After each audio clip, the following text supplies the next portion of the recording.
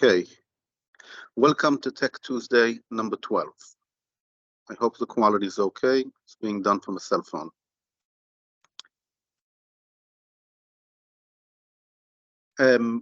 We sometimes have clients that want to do a David versus Goliath situation. There's some big Goliath that has a monopoly on the market, and they have a lot of IP, and they have control of the distribution network, and they have a lot of money. And your client decides that their product is better, and they're willing to fight, because if they succeed, the payoffs are incredible. So the question is, can IP help you in this situation? And even more so, can you win? Okay, so that's a question, and I'll give some ideas on how IP can help you and how IP can actually help you win. So first of all, I think it's very important to realize we're talking about a business conflict. The question isn't IP. Okay, the fact that you have IP and you're going to sue them is not going to be a way to win. The way you win is by clients paying for your product or service and you making money on it. And remember that if there's somebody in the market, even if they're a dinosaur, it can take a very long time to kill them. Now, it's true that you can't win using IP, but the monopoly can definitely win you using IP. They can get an injunction. They can threaten your distributors. They can sue you for trade secret appropriation, misappropriation, we'll call it. How? You're probably going to hire somebody that used to work for them in order to give you advice. That's it, bam. Okay, so while IP is not going to be enough to make you win, it could definitely be enough to make you lose. How does this battle between David and Goliath end? So there's a lot of possibilities, and here's a few of them. One of them is that you live in the market together with a monopoly. The monopoly has 90% of the market, and you have 10% of the market. That could be very good business. And these are all end games, you know, that clients of ours have got into. Another one is you can win. You become the monopoly. Another one is you become a partner with a monopoly. When I say partner, I'm including also that they buy you or do an M&A. You can also team with somebody else who's not the monopoly, let's say some other big player who wants to enter the field. You can also, I'll call it losing with style, meaning that you don't die, but instead you collect enough information, data, connections, whatever, in order to pivot to a different market. You can move upstream or downstream in the value chain. So if the competitor is selling a product, you can move downstream, you can become a supplier because you have better technology, or you can move upstream, you can manage the use of that product. And last but not least, you can decide that actually selling a product is too much work, and instead you're going to sell your IP. Okay, become a licensing company. So here are a few moves that the little guy can do. And I divided them up into categories. The first category is attack. You can attack the monopoly. I'm talking using IP, of course. If need be, you can buy IP for that. Or you can write IP for version 2.0 of the monopoly's product. Of course, the best thing to do is to write this IP before the monopoly is aware of it. And you can also look at the chain of how value is created and value is captured and try to damage that chain. I'll say a little bit more about it later. You will probably also want to do defensive maneuvers. What is defend? For example, you attack the monopoly's IP, you get it, you oppose it, file an IPR, or you only prepare opinions and collect prior art and arguments to show that you're not infringing those patents. Because remember, I'm talking that David decided to attack Goliath, but usually before David attacks Goliath, they get money from somebody, and you have to convince the investor that it's not a lost cause. And never to forget, freedom to operate. If you're ready for any lawsuit with a freedom to operate opinion or analysis, it can help you avoid them. But don't forget that when you are damaging somebody's monopoly, they will sue you with what appear to be irrelevant patents, and they might win. So you're going to have to do freedom to operate on more patents than you think. You can simply avoid the battle.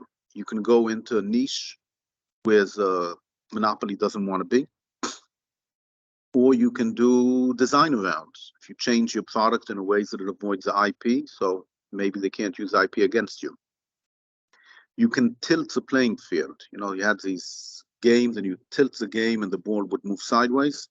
Well, if you change the client preferences or what the opinion leaders believe or the regulatory authorities, then the whole field changes in your favor, I hope. You can persuade the monopoly not to attack you. For example, you can change the incentives. If there's no monopoly to protect, you're too small to be attacked. You can damage the IP that they have that maintains a monopoly, and then not only you will compete, but a lot of other people. You can simply encourage competition. And again, once you're not the only one, there might be other people better to attack. And you can create complementary markets for products and things that people buy. Let's say it's a product for bone fixation. So you can create a market for monitoring the process of healing at home. And there's a few other things that you can do. You can outpace the competitor.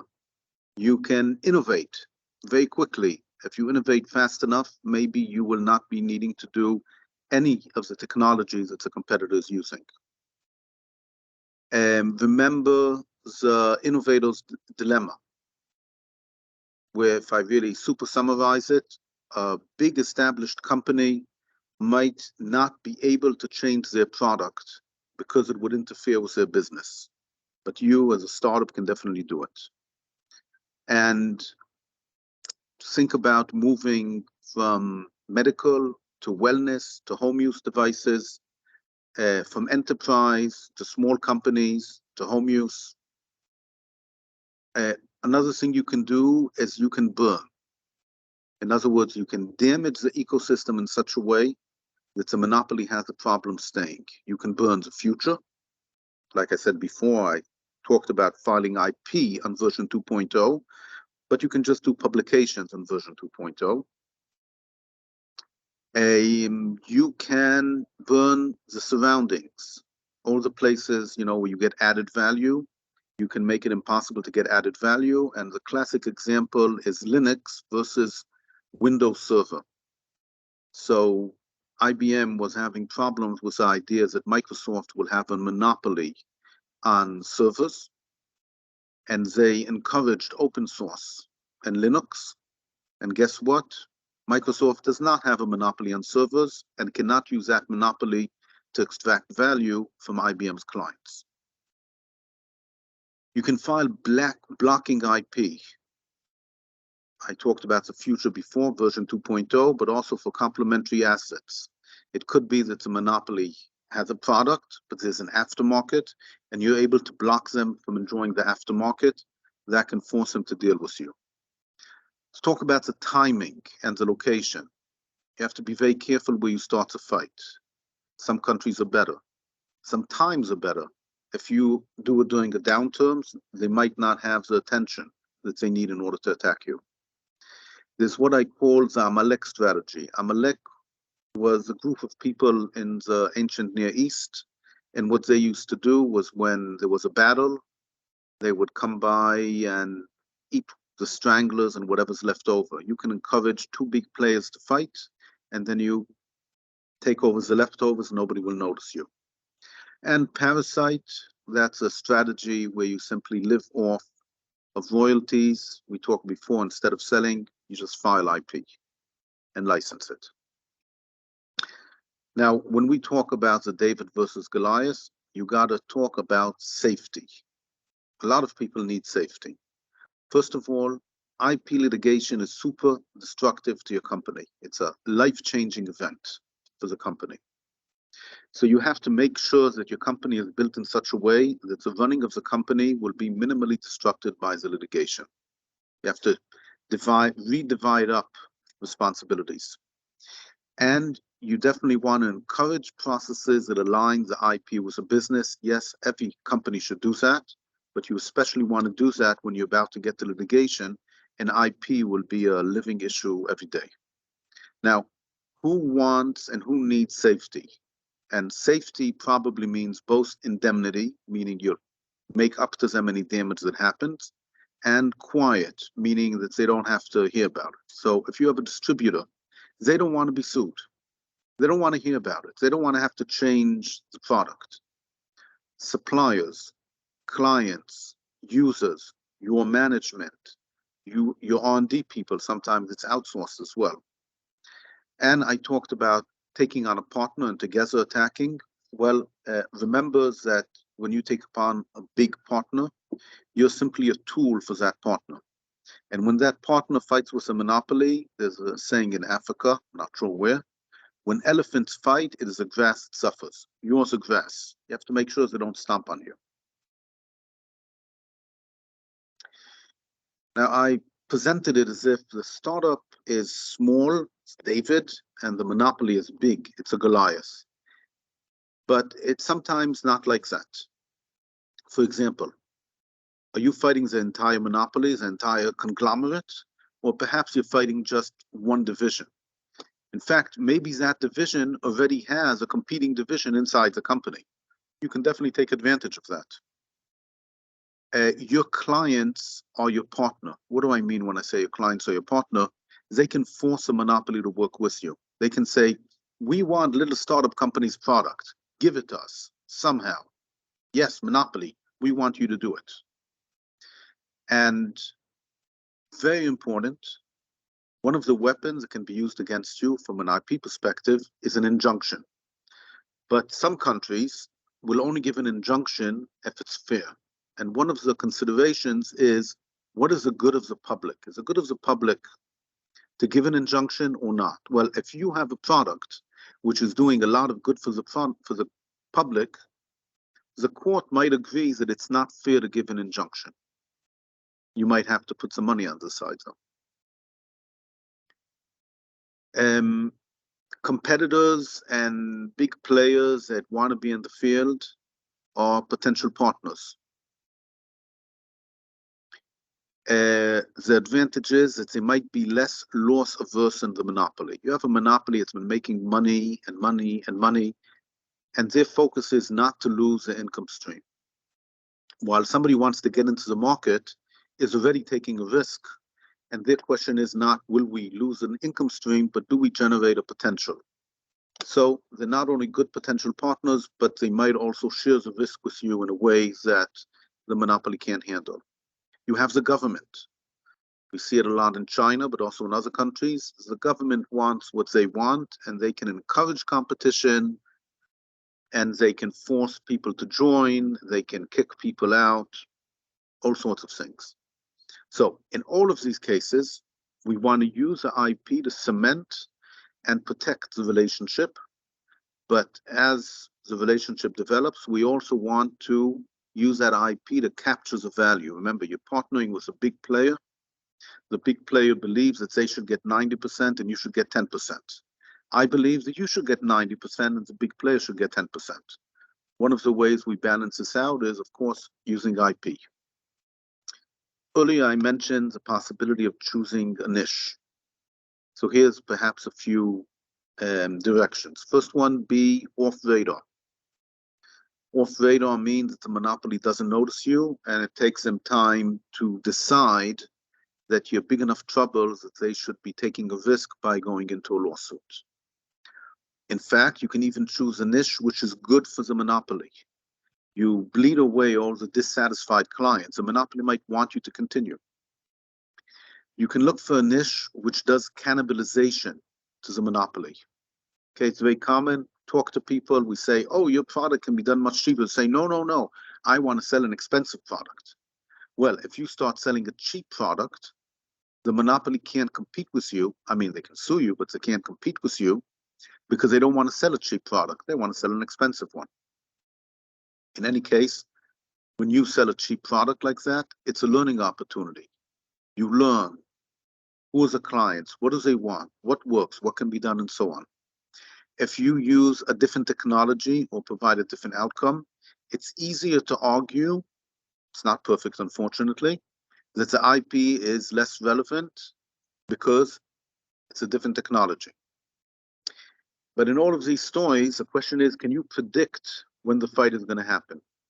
We don't have control over what the monopoly is going to do. So you're choosing a niche in order to reduce the chance that they're going to attack you at a time that's inconvenient for you. The question is, are you able to predict? So when do you start preparing for this? And two options are early and very early. So first of all, the minute you decided you want to go into a field with a monopoly, you have to budget. Money, resources, IP, R&D, specifically for this fight against the monopoly. Second, you must have an early alert system. And what you need to see is all sorts of signs in IP, collect information at conferences or what you hear from VCs. You have to see if your core competitors are being attacked by the monopoly, because you really need to know when is that monopoly going to move against you. It's very common that the monopoly at some level is aware of you and you're having regular meetings with them. Well, I urge you to be careful and make sure that in these meetings they don't get the ideas that they should be fighting you, suing you, or kicking you out.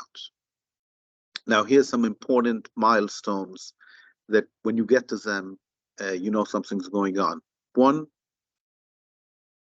when there's a publication, perhaps of your own technology, which blocks the possibility of you getting useful IP. In particular, getting IP which blocks a competitor. Obviously, the sooner you start, the less likely you are to be blocked. When you suddenly appeared on their radar, then everybody's running scared. You should know that's going to happen, so you have to make sure you're ready before that. When you're overextended, you just launched a new product, opened the distribution network, that's when they should attack you. You should be prepared for that. When there's a downturn, possibly you're safer, possibly they believe that in a downturn they have to protect the income. Can't tell you which. And if somebody else is being attacked, that's good news. One, they're not attacking you yet. And two, you can learn what IP is being used, how is the IP being used. Maybe you can plan around it. We can expect there to be a war of attrition. And I'm sure you've heard the concept of anti-fragile from Nissim Taleb. And when this attack comes, the question is, what's going to happen? Are you going to surf on the wave? Are you going to swim against the wave? Or are you just going to drown? Now, if any of you have seen the movie Dune or read the book, these huge sandworms are ridden by people because if people put hooks on a part of the sandworms, it's a sandworm doesn't want to touch the ground. And the minute they do that, they can ride it wherever they want to go. That's our goal. Our goal is the more the monopoly fights, the better it is for our company. Now remember, it's not a zero-sum game. You are helping the monopoly. You might be damaging their money-making ability, but you make them better, you make clients more aware, you bring new technology to the market. So when we talk about it from an IP perspective, the question is, what IP should you generate so that when the competitor attacks you, you will benefit? And because this is a very dynamic process, you have to have dynamic IP processes in place. You have to be ready for things to happen, change. I asked ChatGPT-4 to summarize this. I don't know if you're familiar with heuristics. Crafting and shaping choices and options to achieve a desired outcome. One of the ways that you beat them is by making sure that the choices are choices that benefit you, and the competitor cannot make choices which are bad for you or it's not worthwhile. So here's a real live example of this situation. AMSL is a company from the Netherlands which makes the machines that build microchips, and they use extreme ultraviolet lithography, and they have an actual monopoly.